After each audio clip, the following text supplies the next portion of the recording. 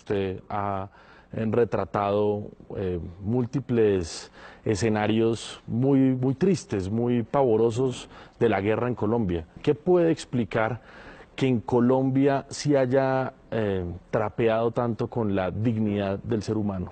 Yo creo que eso se lo debemos a la mezquindad con la que la clase política de Colombia ha tratado a su gente, y especialmente a la gente de las regiones y a los campesinos. Porque este es un país que todo lo ha estratificado. Este es un país clasista y es un país racista. Se nos olvida que esos que están allá en las montañas y en las veredas son los que producen el alimento, son los que conservan a veces los bosques, y esos mismos fueron los que pusieron los hijos para todos los ejércitos.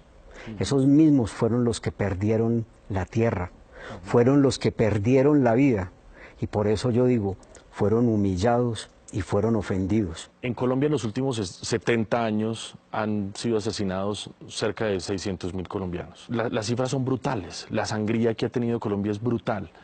¿Por qué, a pesar de semejantes ríos de sangre, Colombia ha sido un país más bien anestesiado y no ha sentido los rigores de tanta violencia? Es que los que ponen los muertos, te decía, ahora son las mismas personas. Es que si los hijos de santos van al ejército, se vuelven portada de revistas, porque son muchachos que lucen muy bien.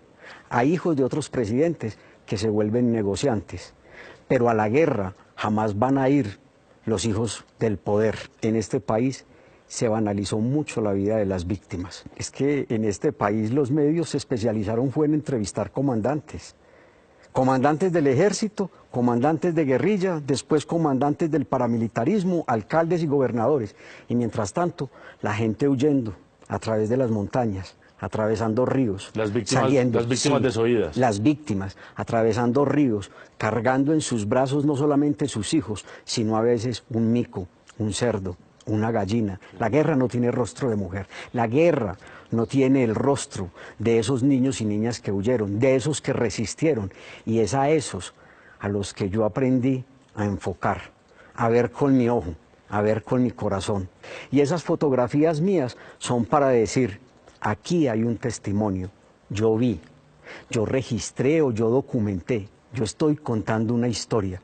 Después no digan que no supieron. ¿Cómo hacemos para reconciliarnos en un país tan, primero, lacerado por múltiples actores, pero además por una dirigencia política que se ha acostumbrado a atizar esos odios?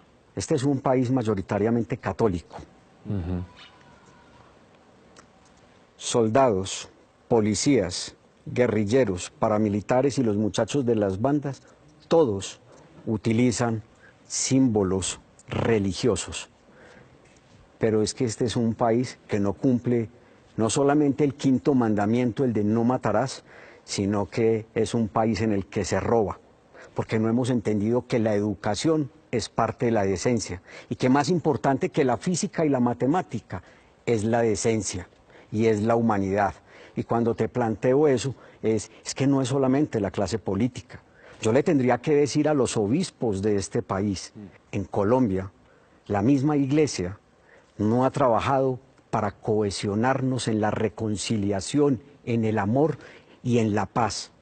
Estos días en la exposición fotográfica, una persona con mucha formación entró y empezó a mirar la exposición y se quedó perplejo, y le dijeron que yo era el fotógrafo, y se acerca y me dice, dígame, ¿todo esto es en Colombia o esto es de otros países en guerra?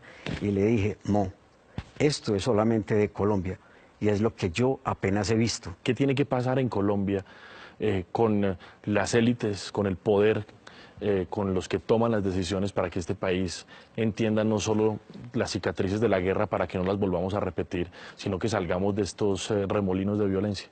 Difícil uno con una clase, a veces, o con muchas personas de esa clase dirigente tan acomodada a ganarse la vida sentada y a robarse el presupuesto.